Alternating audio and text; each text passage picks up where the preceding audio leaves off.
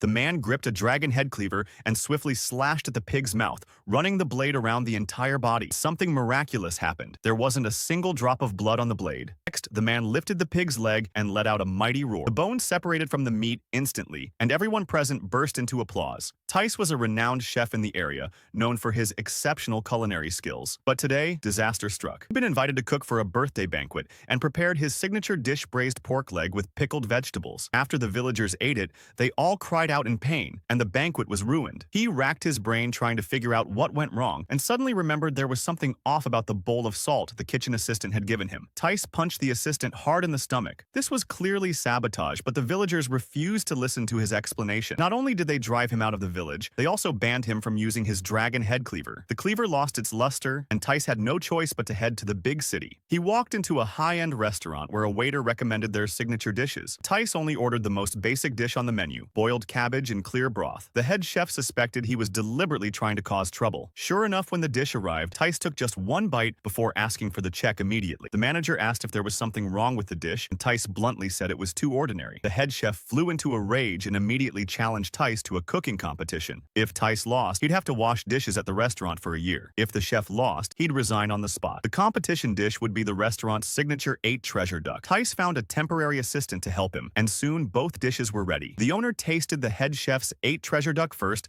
and immediately praised it, saying it was rich but not greasy and absolutely delicious. When it was time for Tice's dish, the owner seemed disappointed. She noticed that Tice's duck had already gone cold, but when she touched it, she burned her hand. Just then, the duck's skin cracked open and an intense aroma wafted out. It turned out that Tice had coated the duck's surface with syrup to keep it hot. He hadn't used a knife at all during the entire process, because duck meat is naturally cold in nature, and once it touches a blade, the meat becomes tough. So he had his temporary assistant use internal energy to shatter the duck's skeleton. This way, the meat would be much more tender. When the owner tasted a bite of the duck meat, she was speechless with delight. The head chef immediately tried some too and froze in place. He set down his chopsticks and bowed his head in defeat. This was a famous dish that had been lost for 200 years. Just like that, Tice became the restaurant's new head chef.